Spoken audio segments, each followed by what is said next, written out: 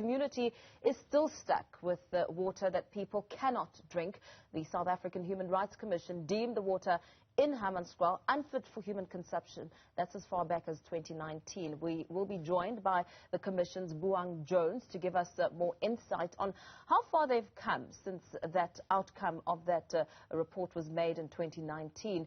And I understand that Buang Jones has now joined us. Buang, a very good morning to you. Thank you so much for your time. You saw as far back as 2019 that the water in Hammanskraal is not fit for human consumption.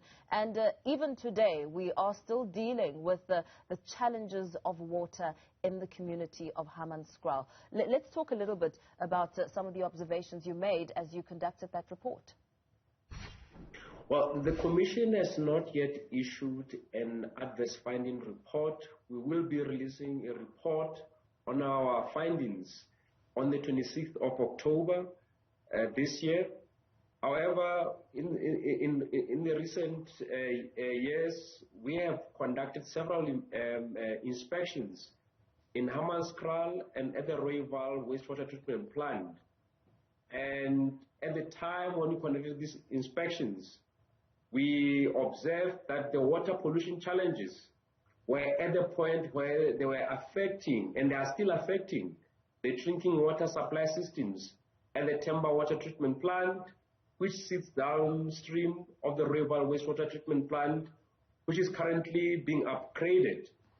In 2015, there was a recommendation by the regulator, the Department of Water and Sanitation, for this facility to be upgraded because it emits toxic effluent into the Apis River, resulting in health risks to communities. And through our interventions, we've been able to get the city of Tshwane to upgrade this facility. As we speak, they are currently busy with the first phase of the project, which will end in October 2022. The project will be in 3 phases. But as we speak, there are still communities in Hammanskraal who still have to endure or have to drink water that is unsafe for human consumption. We have asked the city of Tshwane to provide sufficient water tanks in order to address the distinctive needs of the people of Hammanskraal.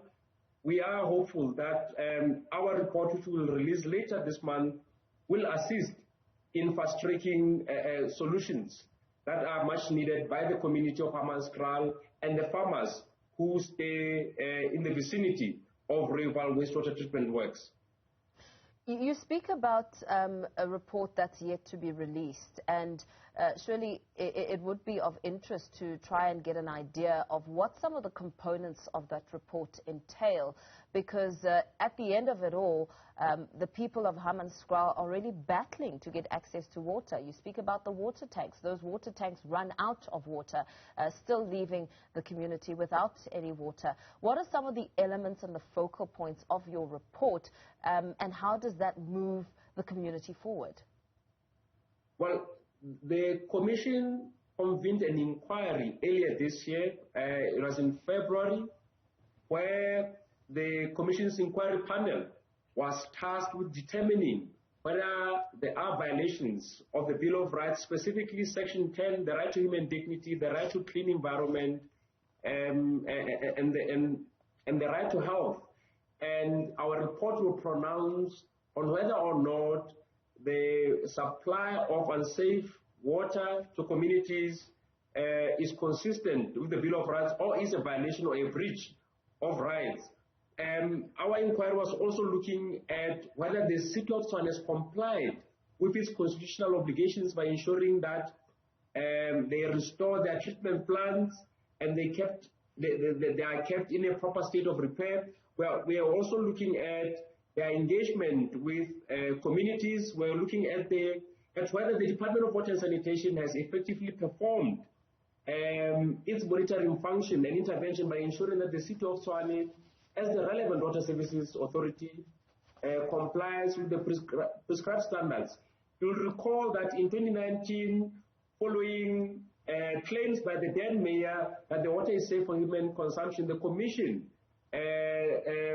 disagreed with this assertion in the strongest terms, and we then called for water samples to be taken. And the water samples indicated our position that the water is unsafe for human consumption.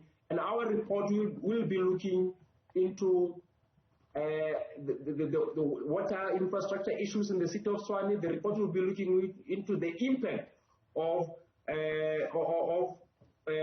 water infrastructure on the livelihoods of farmers, business communities, and the community of Hammanskraal who sit downstream, because the water is abstracted from the Lucrel Dam and then taken to the Tempa water treatment plant, and this is the water that we still maintain is unsafe for human consumption. Let's talk a little bit about the actual human rights violations. There seems to be a number of them here, especially for some residents who have at some point had no choice but to drink the water that is of a yellowish color and often looks like urine. What are some of the violations in that aspect when you look at your report and holding somebody to account? Well, through our intervention, we've been able to get the authorities, the Portfolio Committee on Water and Sanitation, the City of Tshwane, and the water regulator, that is the Department of Water and Sanitation, to agree that the water is unsafe for human consumption. So the report will simply ratify what all stakeholders have agreed, that the water in Hammanskraal is unsafe for human consumption and something needs to be done. And of course, the report goes into detail to look into what should happen, what consequences should follow for those who are responsible for ensuring that communities are supplied with safe water. We don't want to delve much into the report. The contents will be revealed but when the Commission releases the report on the 26th. But of course, the rights implicated are the right to a clean environment, the right to human dignity, and the right to health. We've just heard President Cyril Ramaphosa speaking at a symposium that's underway on infrastructure development, and he spoke about water infrastructure, speaking about establishing a water program management office and saying that water powers our economy. What are your thoughts around some of the plans that are being put in place? And perhaps the question should be the question around when all of this will happen and at what pace, because at the end of it all, water is scarce in the country and the people on the ground are suffering the most. Indeed, we are a water scarce country. The Commission will be meeting with the MEC for Kokta urban planning in the city of in Gauteng next week to discuss the implementation of our findings and directives in relation to the Vaal River integrated system. During the Vaal inquiry, and even when we release the report, we lamented at the state of infrastructure. And there is a need for government to allocate sufficient budget for operations and maintenance of existing infrastructure. There is also a need for government to refurbish the existing infrastructure and to also add more capacity to ensure that our infrastructure is able to deal with the population growth.